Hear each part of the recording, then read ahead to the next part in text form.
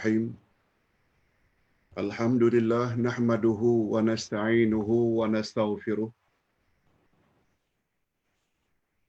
wa na'udzu billahi min shururi anfusina wa min sayyiati a'malina. May yahdihillahu fala mudilla lahu wa may yudlil fala hadiya lahu. Asyhadu an la ilaha illallah wahdahu la syarika lahu wa asyhadu anna Muhammadan abduhu wa rasuluh la nabiyya ba'dah. Allahumma salli wa sallim ala nabiyyina Muhammad wa ala alihi wa sahbihi ajma'in, amma ba'd. Hadirin dan hadirat serta para pemirsa yang saya hormati, Assalamualaikum warahmatullahi wabarakatuh. Alhamdulillah, kita bersyukur kehadirat Allah Azza wa Jalla. Berkat taufiknya kita dapat meneruskan lagi majlis ilmu kita dengan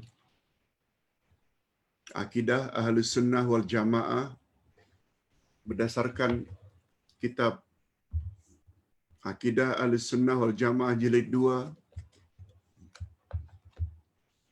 halaman 243 bab ke-7 yang akan membahas tentang sifat Allah Maha Tinggi. Sifat Allah Maha Tinggi. Di kalangan umat Islam terdapat perbezaan pendapat tentang topik ini. Padahal topik ini sangat mustahak. Topik ini sangat penting.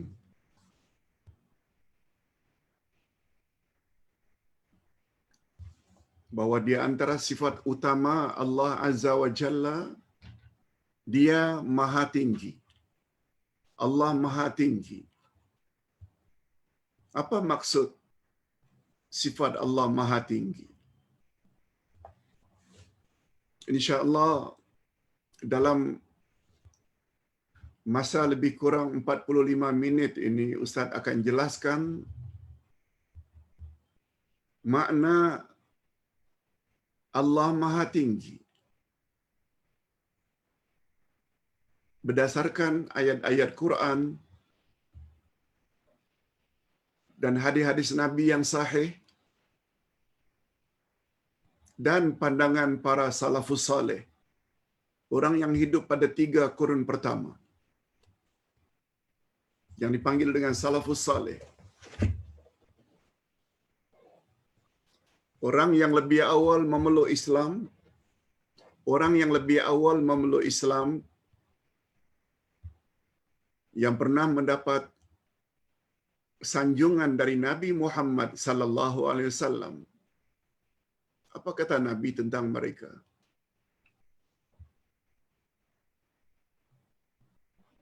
Khairun nasi qarni, summa alladhina yalunahum, summa alladhina yalunahum.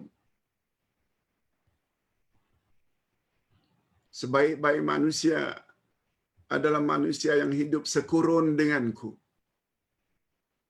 Kemudian kurun berikutnya, kemudian kurun berikutnya. Apa pandangan mereka terhadap sifat Allah yang Maha Tinggi? Kita kalau ingin selamat dalam bab akidah, ikuti puak ini yang dipanggil dengan salafus saleh. Yang paling utama mereka adalah Abu Bakar, Umar, Utsman, Ali. Itu dari kalangan sahabat dan sahabat-sahabat yang lain. Kemudian kurun berikutnya yang dipanggil dengan tabi'in. Pada kurun yang kedua, setelah baginda wafat. Dan kurun sesudahnya, kurun yang ketiga, yang dipanggil dengan atba'ut tabi'in. Nabi sanjung mereka karena pegangan agama mereka, terutama akidah dan cara mereka beribadat pada Allah. Dalam hadis yang lain Nabi sebut khairul qurun, kurun yang terbaik. Dalam riwayat yang lain khairun nas, sebaik-baik manusia. 3 kurun ini. Sebabnya kalau ingin selamat, ikut akidah 3 kurun ini. Bagaimana akidah mereka atau pandangan mereka terhadap sifat Allah Maha Tinggi yang berteraskan Al-Quran dan Sunnah Nabi?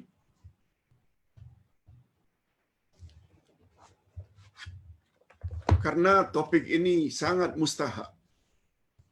Karena topik ini sangat penting. Ustaz akan coba menjelaskannya secara perlahan-perlahan supaya kita faham. Sebab di luar sana banyak orang yang mengatakan Allah di mana-mana.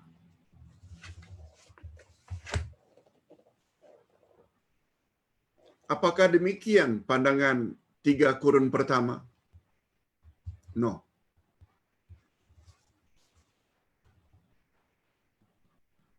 Ingin tahu?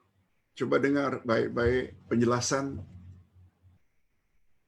daripada Uday berasaskan Al-Quran dan As-Sunnah serta ijma' ulama serta berdasarkan logika serta berdasarkan fitrah atau naluri. 5 dalil dari ayat Quran, dari hadis Nabi, dari ijma' kesepakatan para ulama zaman itu. Menurut logika, menurut akal. Dan yang keempat, menurut fitrah.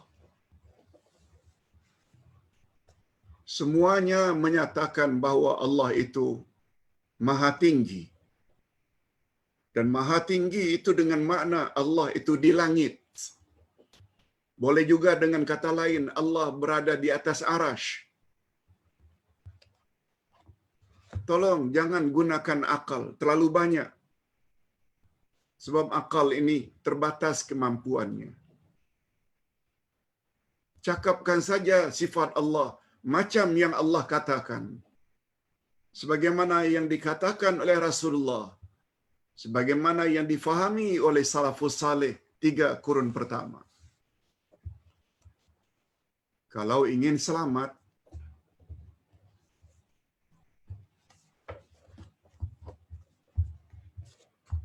sungguh banyak ayat Al-Quran. Ustaz mula uraikan. Sungguh banyak ayat Quran yang menunjukkan bahawa Allah Subhanahu wa taala mempunyai sifat Maha Tinggi. Termasuk ayatul kursi. Ayatul kursi diakhiri dengan apa? A'udzubillahi minasyaitonirrajim wa huwal aliyyul azim. Dan dia yakni Allah Al-Ali, Maha Tinggi lagi Maha Agung. Sifat Allah itu terletak pada ayat yang mendapat gelaran penghulu semua ayat. Yang menurut Nabi apabila dibaca, syaitan akan lari dan tak berani dekat. Ayat yang apabila dibaca menjelang tidur, semalaman sampai bangun, syaitan tidak akan ganggu. Karena di dalamnya ada sifat atau nama Allah Al-Ali, yang artinya Maha Tinggi.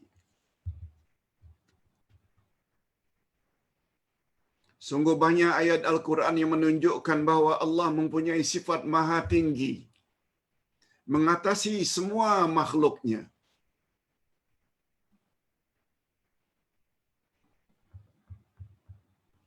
Di antaranya ialah firman Allah, Ali Imran, surah yang ketiga ayat 55. Apa kata Allah? Ini di antaranya. Ustaz mula sebut satu demi satu. tolong fahami. Ingat ya, ibadat banyak macam mana pun, salat, puasa, semuanya hancur, musnah, tidak ada value, tidak ada nilai di sisi Allah. Andai kata akidah kita rosak. Nah sekarang bab petang ini bukan bab puasa, tapi bab akidah. Akidah mesti betul. Itu sebabnya kata para ulama, malah ditulis satu buku, Khuz aqidataka minal Qur'an. Ambillah akidahmu dari Al-Quran. Sekarang Quran bercakap tentang diri Allah. A'udzubillahi minasyaitonir rajim. إذ قال الله يا عيسى إني متوفيك ورافعك إلي.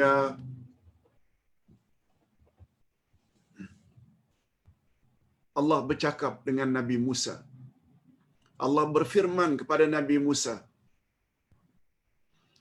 Ingatlah ketika Allah berfirman,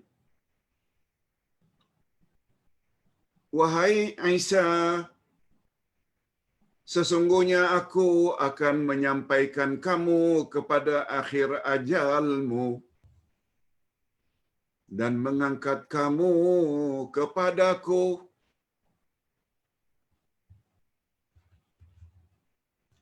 Sebagaimana kita sama-sama maklum dan yakini, Nabi Isa sampai saat ini belum lagi wafat.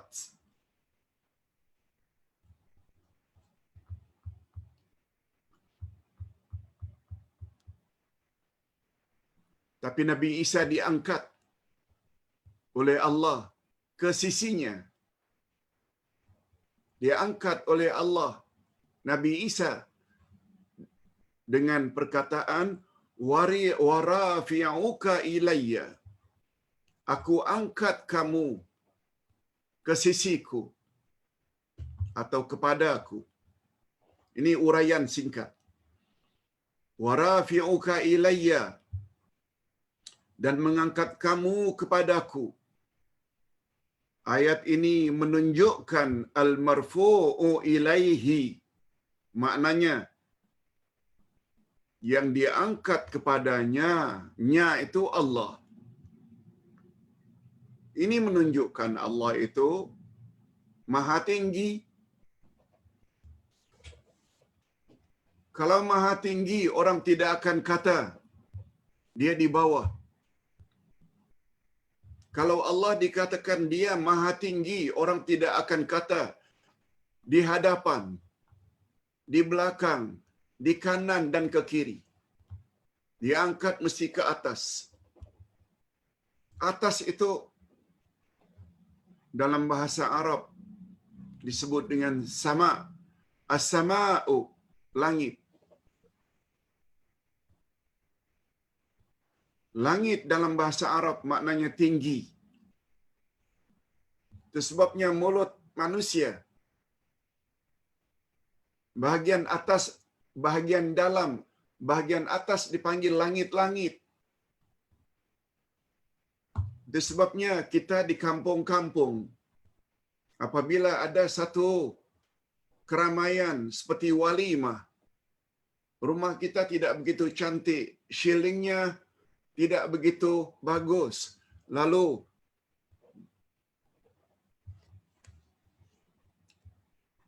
kita pasang langit-langit.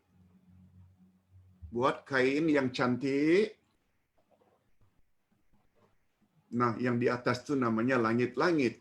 Untuk menutup barangkali shilling yang bolong, barangkali shillingnya yang tidak cantik, yang berlobang-lobang, tertutup dengan adanya langit-langit. Hatta bahasa Melayu menyebut, bila disebut langit atau langit-langit, mesti di atas. Tak pernah langit-langit disebut di bawah, di depan, di belakang, di kanan, di kiri.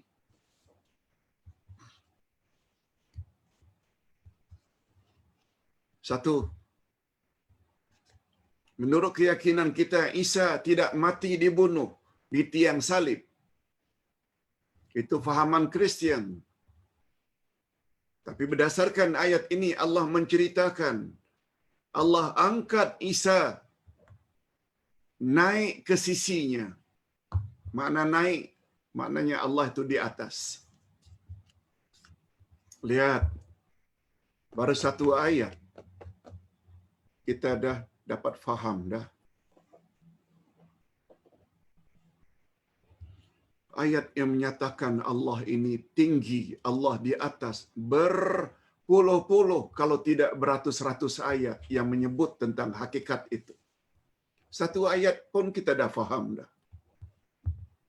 Oh, masih belum faham. Coba dengar ayat berikutnya.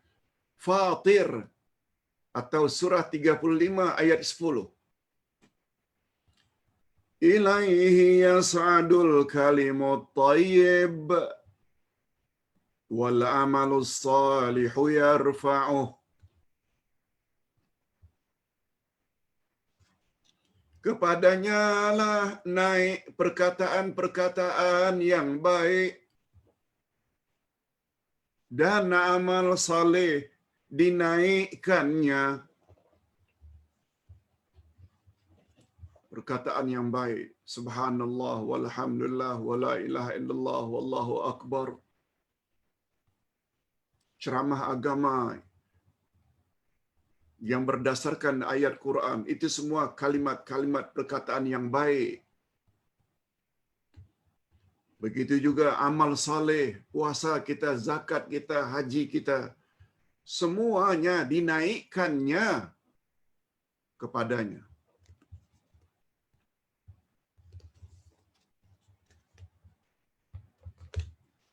Itu sebabnya kata Nabi atau sabda Nabi sallallahu alaihi wasallam, amal manusia dinaikkan kepada Allah 2 kali dalam seminggu. Isnin dan Khamis.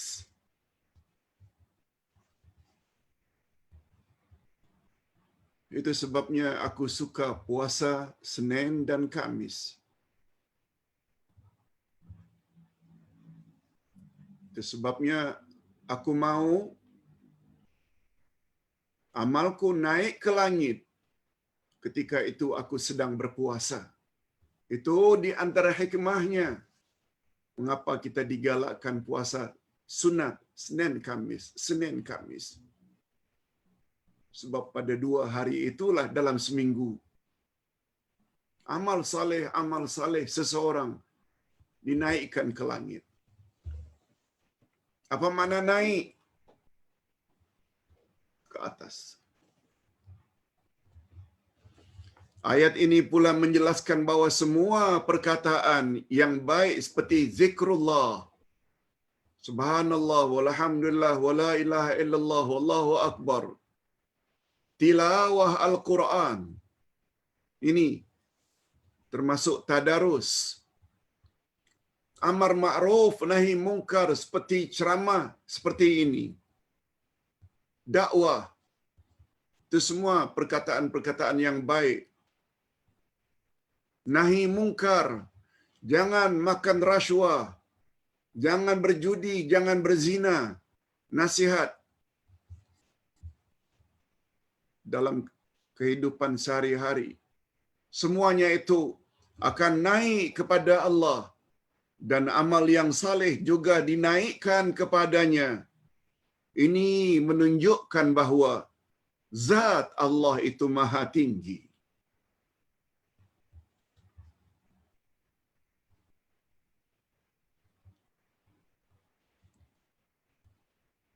Kita tak faham kalau ada yang mengatakan bila naik itu lalu turun ke bawah.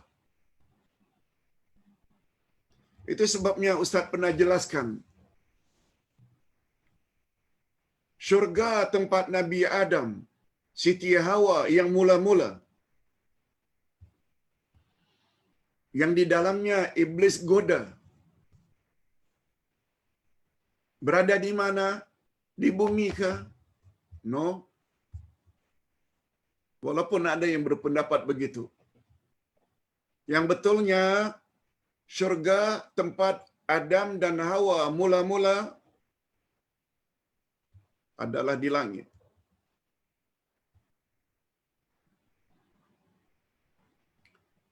Para ulama tafsir ketika menafsirkan ayat tersebut, yaitu ayat 38 dari surat Al-Baqarah. Tolong ikut. Tolong dengar baik-baik. Qulna ihbitu minha jami'a. Kami berfirman, turunlah kamu semua dari syurga ini. Fa imma ya'tiyannaka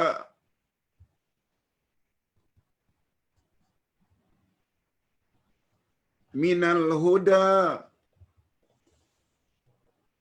kelak akan datang kepadamu petunjukku. Faman tabi'a hudaya fala khaufun 'alaihim wala hum yahzanun. Siapa yang ikut petunjukku, kata Allah, mereka tidak perlu takut menghadapi masa depan. Mereka tidak juga perlu sedih terhadap dunia yang ditinggalkan. Petunjuk dari Allah itulah Quran dan Sunnah. Dengan kata lain, para rasul yang diutus dan kitab yang diturunkan oleh Allah. Nah, persoalannya, Allah menggunakan istilah ihbitu minha jami'a. Turunlah kamu semua, wahai iblis, wahai Adam, wahai Hawa, turunlah. Perkataan turun itu menunjukkan syurga itu berada di atas. Begitu cara memahami Al-Quran.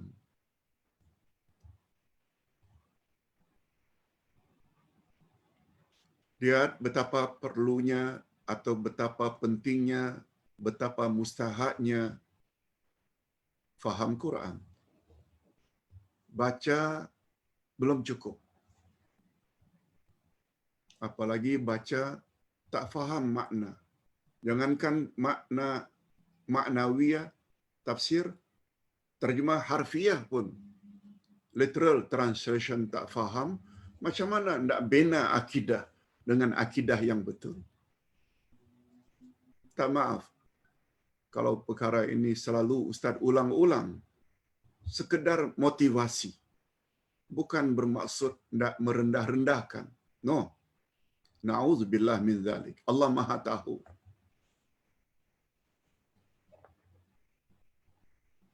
Itu sebabnya bapa-bapa dan ibu-ibu serta para pemirsa, kalau tidak hafal Al-Quran, jangan bimbang.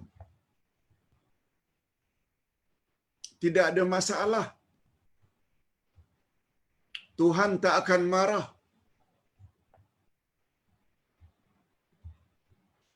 Yang penting dia hafal surat Al-Fatihah sahaja. Karena dia rukun salat. Semua kita tahu kewajiban umat Islam terhadap Quran ada 5. Iman pada Quran. Baca dengan tajwid yang betul. Fahami maknanya melalui tafsir. Amalkan kandungannya dalam kehidupan sehari-hari. Termasuk yakini. Karena kita dah faham. Baru yang kelima, sebar-sebarkan. Tak ada pun satu di antara yang 5 itu kita mesti hafal. Apalagi kita yang sudah lanjut usia, memang susah nak menghafal. Ini belum lagi ayat yang ketiga. Lagi ngeri. Kalau tidak percaya Allah itu ada di atas. Kalau tidak yakin Allah itu di langit, lagi berbahaya berdasarkan ayat ini. Coba dengar apa kata Fir'aun. وقال فرعون يا هامان ابن لي صرحا لعلي أبلغ أسباب السماوات فأطلع إلى إله موسى وإني لأظنه كاذبا.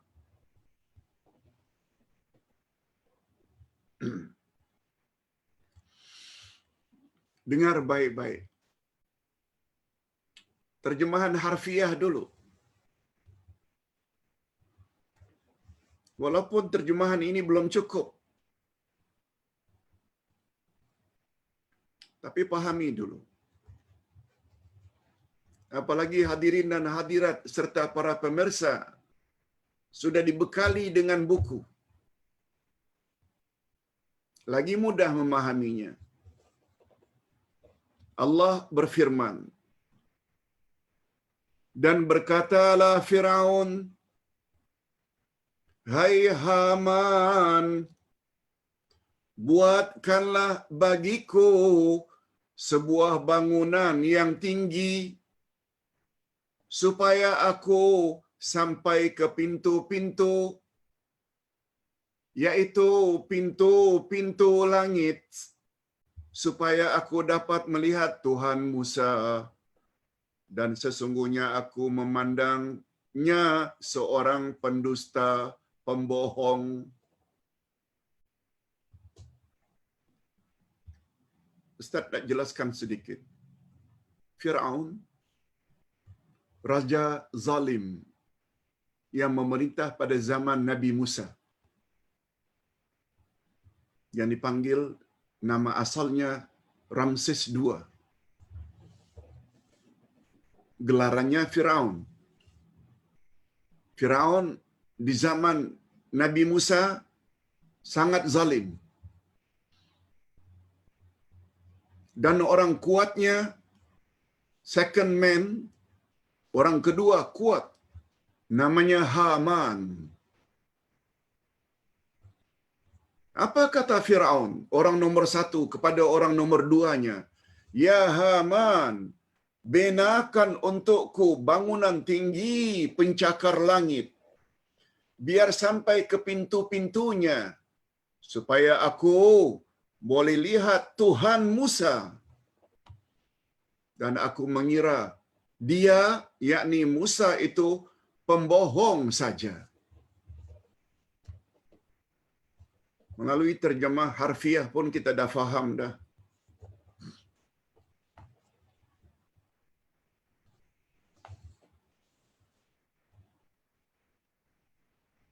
Coba dengar sedikit tafsirannya.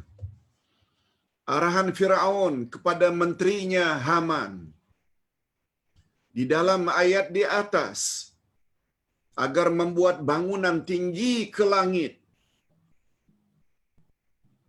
Dan disebut pula motifnya, tujuannya, supaya dia, Firaun, dapat melihat Tuhan Musa. Ini menunjukkan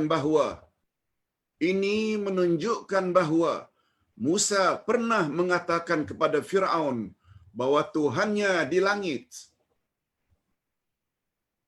dan zatnya maha tinggi. Itu kesimpulan yang tidak boleh diingkari.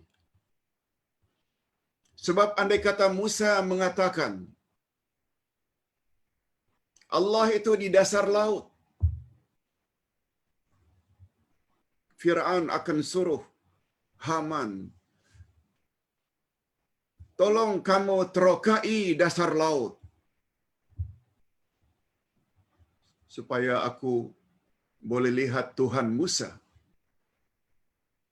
Firaun tak cakap macam itu. Kalaulah Musa mengatakan Tuhannya di perut bumi, niscaya Firaun akan kata kepada Hamannya, gali olehmu perut bumi, supaya aku boleh melihat Tuhan Musa. Firaun tak cukup begitu.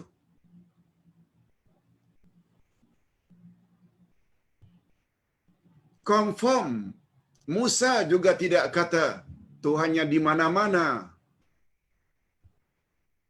Sebab Firaun tidak kata, "Hei Haman, cari olehmu Tuhan Musa di mana-mana." Tidak.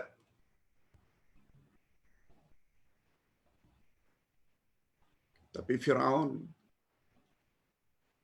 suruh Haman buat bangunan tinggi sampai ke pintu-pintu. Kemudian ditafsirkan, yaitu pintu-pintu langit. Ini namanya Quran, tafsir Quran. Dan disebut pula tujuannya, suruh Haman buat binaan tinggi hingga ke langit. Tujuannya karena ingin lihat Tuhan Musa. Ini memberi isyarat. Musa pernah kata kepada Firaun, Tuhannya di langit, Tuhannya di atas. Kemudian apa kata-kata Firaun menghina Musa? Aku kira Musa itu bohong saja. Kalau Ustaz katakan pandangan para ulama akidah dalam menafsirkan ayat ini, lagi kita terkejut. Mau Ustaz sebutkan? Apa kata ulama akidah ketika menafsirkan ayat ini? Karena Firaun mendustakan atau berkata Musa itu dusta, yang mengatakan Tuhan itu di langit. Jadi orang yang tidak percaya Allah itu di langit sama dengan akidah Firaun. Lagi teruk. Sama akidahnya dengan akidah Firaun berdasarkan ayat ini. Bukan Ustaz cakap ya, ulama akidah cakap ketika menafsirkan ayat ini. Ya macam mana Ustaz? Ada orang yang berpandangan Tuhan di mana-mana. Terserah. Ustaz hanya mau bercakap berdasarkan ilmu Ustaz. Ustaz sangat setuju dengan kata-kata seorang pendakwah terkenal.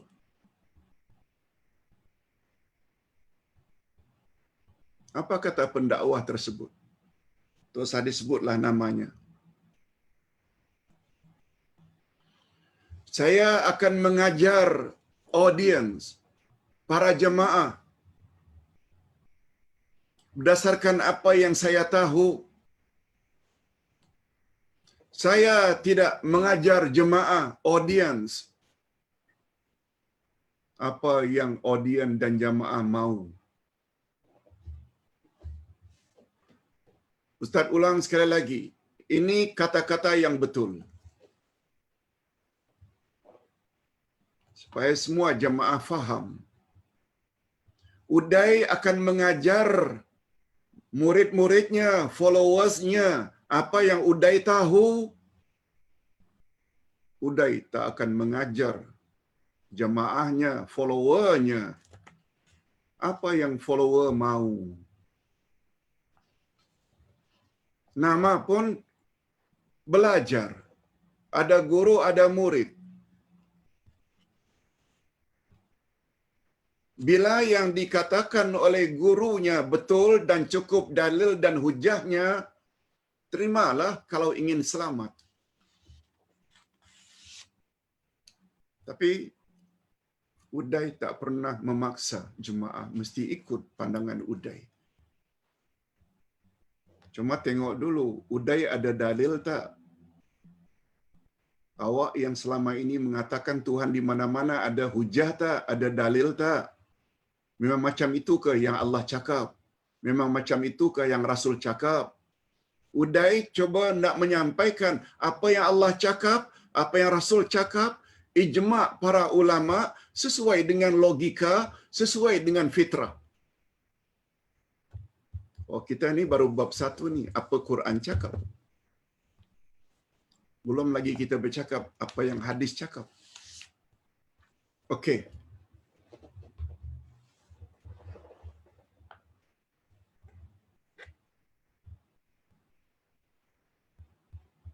Nanti akan sampai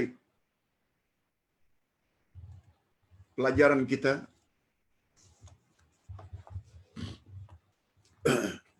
Umar ibn al-Khattab pernah menguji satu orang anak badui, pengembala kambing. Pengembala kambing. Dia tak kenal Umar yang ketika itu sebagai khalifah Ar-Rashidin. Kata Umar, pengembala, jual olehmu satu ekor kambing kepadaku. Pengembala jawab, tak boleh tuan. Ini milik majikanku.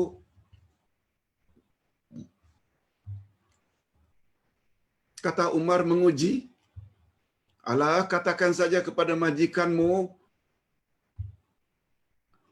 satu ekor itu telah dimakan serigala padang pasir. Umar nak menguji.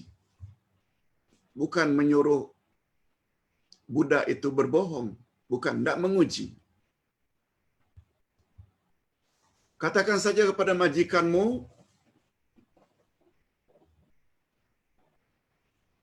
satu ekor kambing yang kau jualkan padaku telah dimakan serigala padang pasir. Coba dengar apa kata anak gembala tersebut. Bagaimana dengan Allah? Bagaimana dengan Allah, Tuan? Bagaimana dengan Allah? Allah tangannya menunjuk ke atas.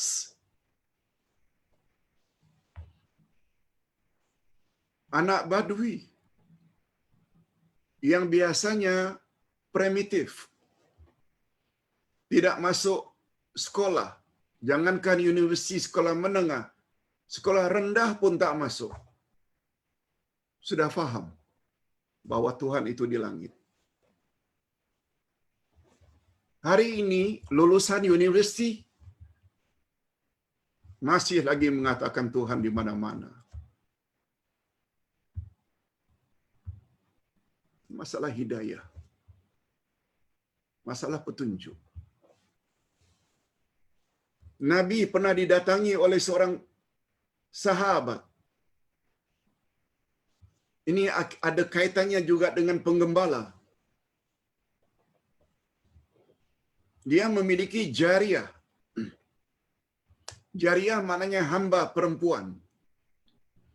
Orang Arab tak suka orang perempuan, lalu ditugaskannya hamba perempuan ini jauh-jauh di padang pasir mengembala kambing.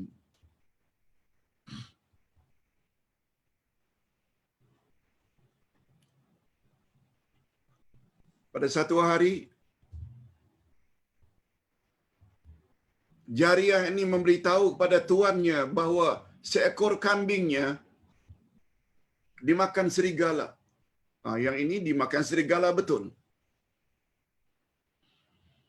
Lalu majikannya dera, tempeleng, pukul sekeras-kerasnya jariyah tersebut.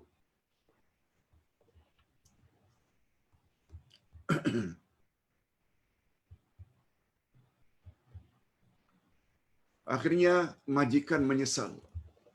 Ya Allah, mengapa aku sampai buat seperti ini terhadap perempuan, walaupun dia hamba. Lalu dia insaf, dia bawa jariyahnya menghadap Rasul sallallahu alaihi wasallam. Dibawanya menghadap Rasul sallallahu alaihi wasallam.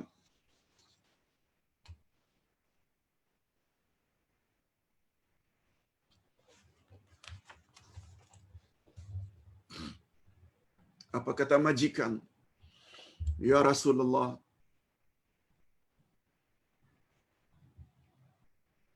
saya telah memukul jariah saya ini, hamba perempuan, karena dia leka, cuai mengembala kambingku sehingga dimakan oleh serigala. Aku telah pukul dia.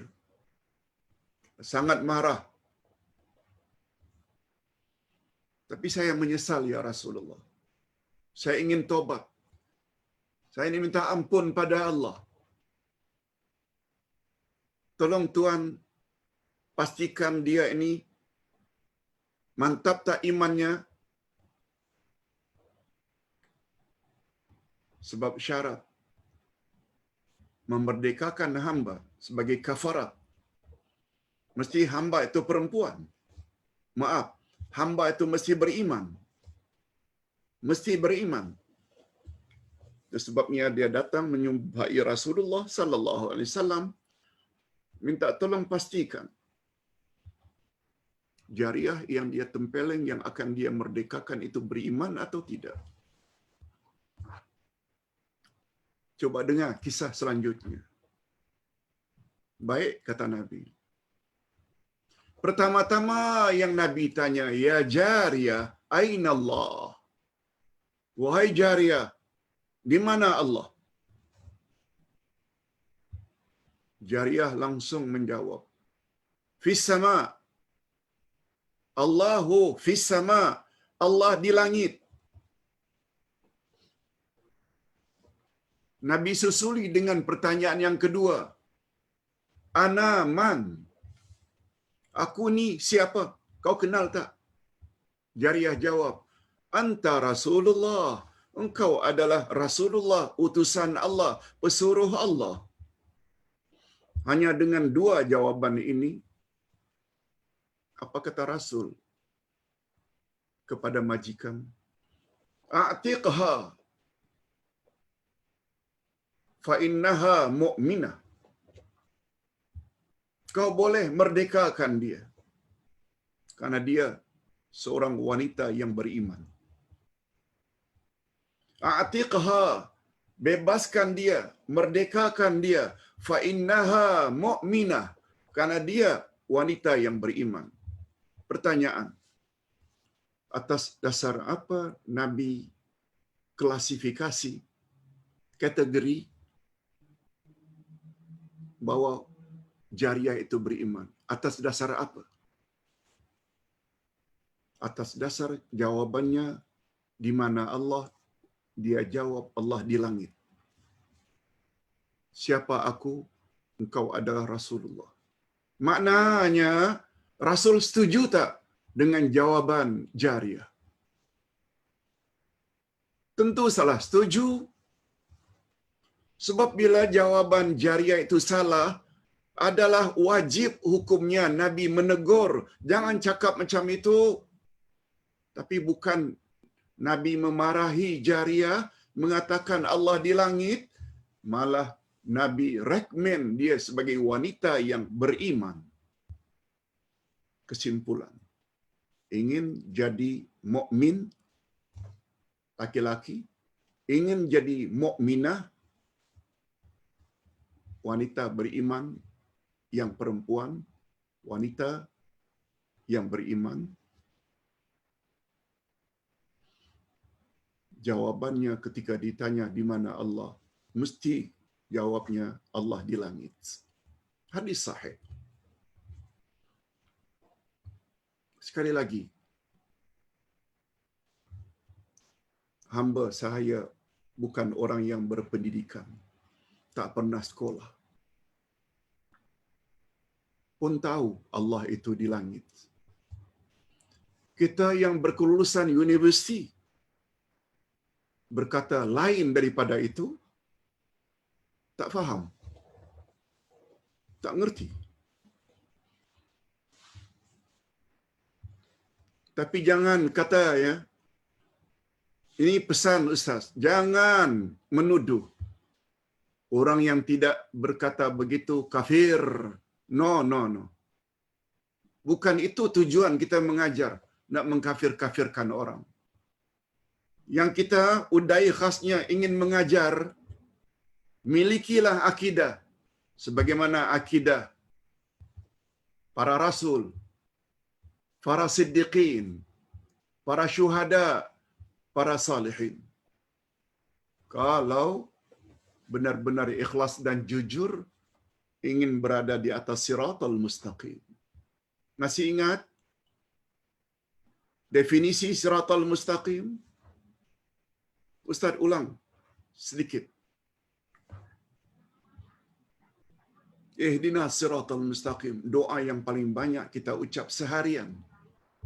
Minimal 17 kali. Sebab 17 kali ada 17 rakaat. Setiap rakaat mesti baca Al-Fatihah.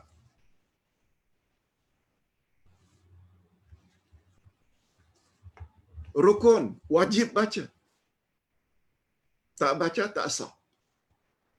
Khasnya kalau kita sebagai imam atau salat sendirian. Masalah makmum itu ada perbezaan pendapat. Apa makna siratal mustaqim?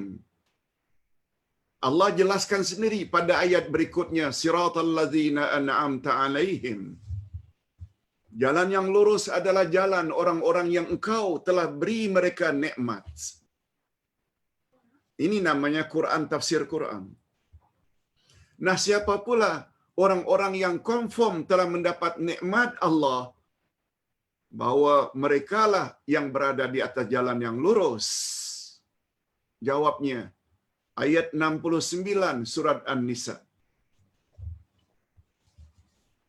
Surat An-Nisa ayat berapa? 69. Coba dengar baik-baik. Golongan inilah yang kita mesti ikut supaya kita berada di atas jalan yang lurus. Allah yang tafsirkan. Siratal mustaqim tafsirannya siratal ladzina an'amta 'alaihim. Siapakah gerangan orang-orang yang telah Allah beri nikmat? Oh, mereka lah berada di atas jalan yang lurus. Allah tafsirkan pada ayat 69 surat An-Nisa. Wa may yuti'illaha war rasul fa ulaika ma'al ladzina an'ama Allahu 'alaihim minan nabiyyin was-siddiqin wasyuhada'i was-salihin wa hasuna ulaika rafiqa. Terjemahannya, siapa yang taat pada Allah dan taat pada Rasul, mereka kelak akan dihimpun bersama-sama dengan orang-orang yang Allah telah beri mereka nikmat. Ustaz ulang. Barang siapa yang taat pada Allah, maknanya taat pada Quran. Apa Quran kata?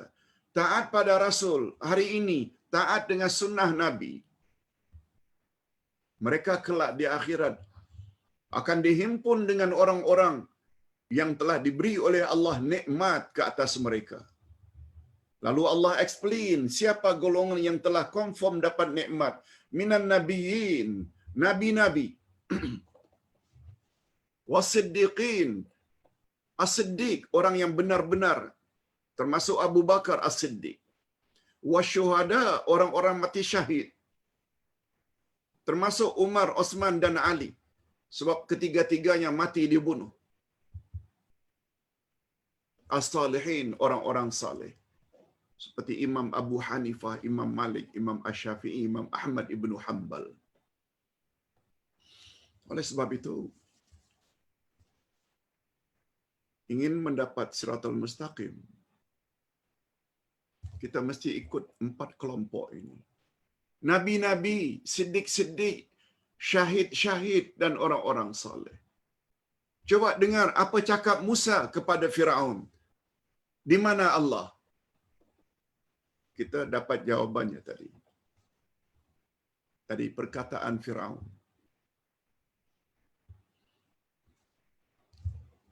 Coba tengok apa jawab Nabi Muhammad sallallahu alaihi wasallam terhadap wanita jariyah yang mengatakan Tuhan di langit. Dia disebut kafir ke atau mukminah? Mukminah. Nabi. Abu Bakar As-Siddiq, Umar ibn Khattab, Utsman ibn Affan, Ali bin Abi Talib, semuanya ikut jejak langkah Nabi Muhammad sallallahu alaihi wasallam sebab mereka adalah golongan salafus salih yang paling utama dan orang-orang saleh. Kalau ingin lihat akidah Abu Hanifah, Imam Malik, Imam Asy-Syafi'i, Imam Ahmad ibnu Hanbal, kita akan jumpa nanti pada buku 3, bahagian penghujung. Sebagaimana penghujungnya sekarang ini, begitulah penghujung buku 3 nanti. Di bawah tajuk Akidah Imam-Imam yang 4. Akidah Abu Hanifah, akidah Imam Malik, akidah Imam Asy-Syafi'i, akidah Imam Ahmad ibnu Hanbal.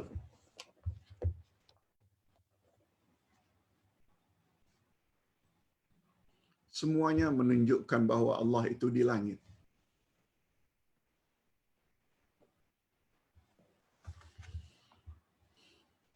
Mengapa kita beribadat ikut Imam Asy-Syafi'i tapi akidahnya tidak ikut akidah Syafi'i?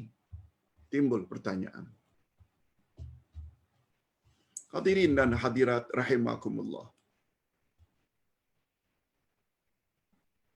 Dalam pembelajaran akidah ini, kita kadang-kadang sampai 7 muka surat, 10 muka surat. Tapi Ustaz sengaja dalam bab Allah punya sifat maha tinggi, Ustaz tidak jelaskan secara lebih detail. Sebab ini bab akidah. Di luar sana, majoriti tidak bercakap seperti ini. Lalu mendakwa kita yang mengatakan Allah di langit. Kita telah dituduh mengatakan Allah bertempat. Bila Allah bertempat, maknanya Allah itu sama dengan makhluk. Siapa cakap macam itu? Coba dengar. Terhadap sifat yang lain. Al-Ustazu Hayyun. Ustaz hidup. Allahu Hayyun. Allah hidup. Boleh tak? Oh, untuk Allah itu mesti ada maha, Pak Ustaz. Maha bukan bahasa Arab. Maha juga bukan bahasa Melayu. Kita pinjam dari bahasa Sanskrit.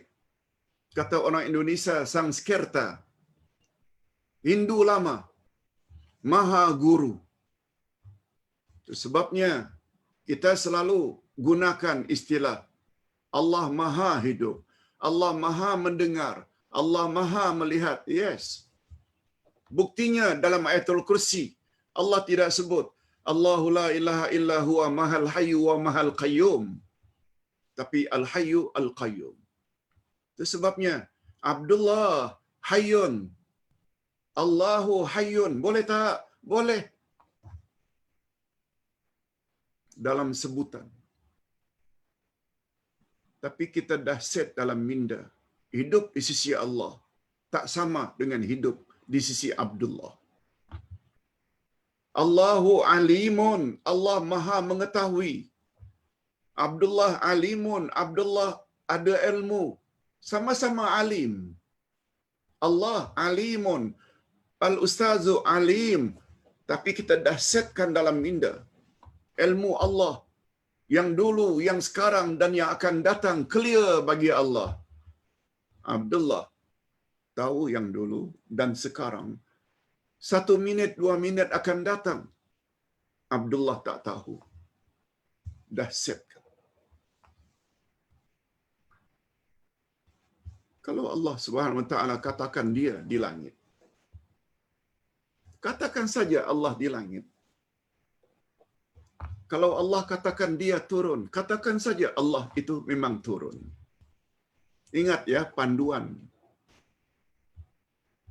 dalam mempelajari sifat-sifat Allah ada 3. Pertama, Allah Maha Ghaib. Dia ada tapi tak nampak.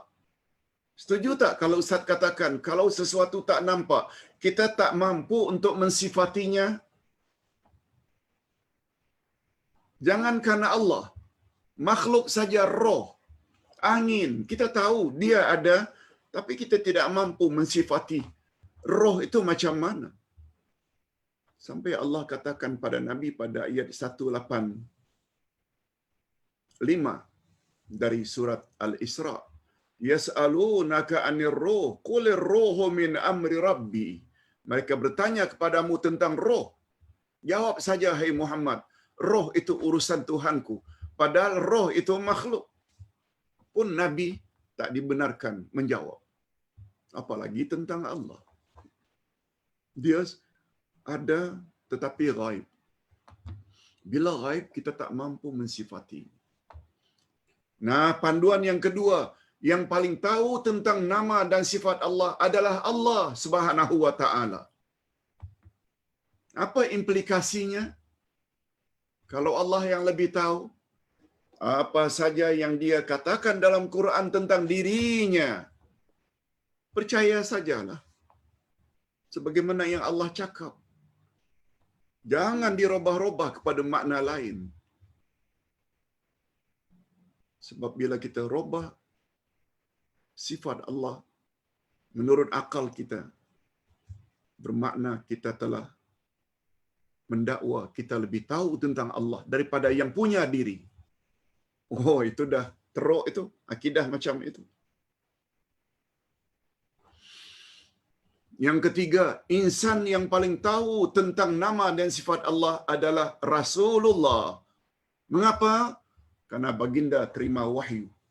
Allah boleh beritahu pada Nabi apa yang kita sebagai umat tidak tahu. Itu sebabnya kata Nabi, kalau Allah itu di langit, katakan saja Allah di langit. Kalau Nabi katakan Allah turun ke langit dunia pada sepertiga akhir malam, yakini saja Allah memang turun. Jangan ditanya bagaimana turun Allah.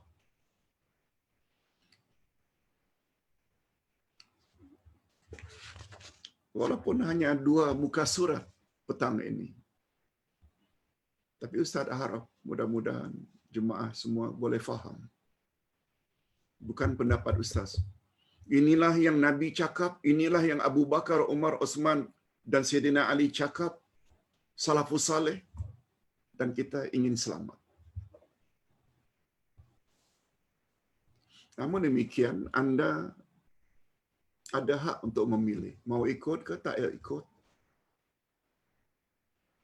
Itu pilihan masing-masing. Ustaz ingin tegaskan sekali lagi, Ustaz akan mengajar follower apa yang Ustaz tahu. Jangan paksa Ustaz mesti mengajar apa yang follower inginkan. No. Bukan guru namanya. Kita akhiri dengan doa ringkas. Alhamdulillahirabbil alamin. Wassalatu wassalamu ala asyrafil anbiya'i wal mursalin wa ala alihi wa sahbihi ajma'in. Ya Allah, kami angkat tangan kami memohon kepadamu. Ini memberi isyarat bahawa Engkau berada di atas. Sebab kami tidak menggunakan tangan kami kini. Engkau di mana-mana, no. Tapi Engkau maha tinggi. Itu sebabnya kami menghadap kepadamu yang maha tinggi. Ya Ali, Ya Azim. Terimalah segala doa kami, terimalah salat kami, terimalah puasa kami, terimalah qiyam Ramadan kami, terimalah tadarus kami, terimalah sahur kami, terimalah sedekah kami.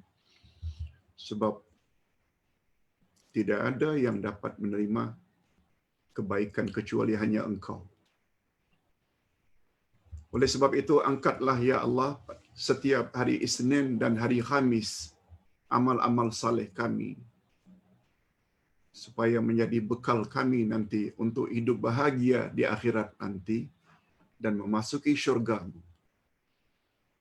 Allahumma khtim lana bi husnil khatimah wa la takhtim alaina bi su'il khatimah.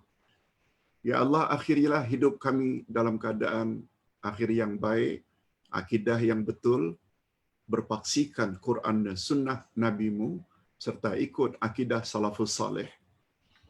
Dan janganlah Engkau akhiri hidup kami ini dalam keadaan akidah yang salah, yang bercanggah dengan Quran dan sunnah. Sebab kami tahu kedudukan akidah sangat mustahak untuk membolehkan amal baik kami Engkau hisab, Engkau kira dengan perkiraan yang menguntungkan kami di akhirat nanti. Sebab kami yakin rosak akidah, rosak semua amal saleh, sebagaimana firman-Mu dalam surat Az-Zumar 65, bila kamu terlibat dengan syirik, bila akidahmu rosak, maka hancur musnah segala amal-amal kamu, dan di akhirat nanti kamu pasti termasuk ke dalam golongan orang-orang yang rugi. Wa sallallahu ala nabiyyina Muhammad wa ala alihi wa sahbihi ajma'in. Subhana rabbika rabbil izzati amma yasifun wa salamun alal mursalin walhamdulillahi rabbil alamin.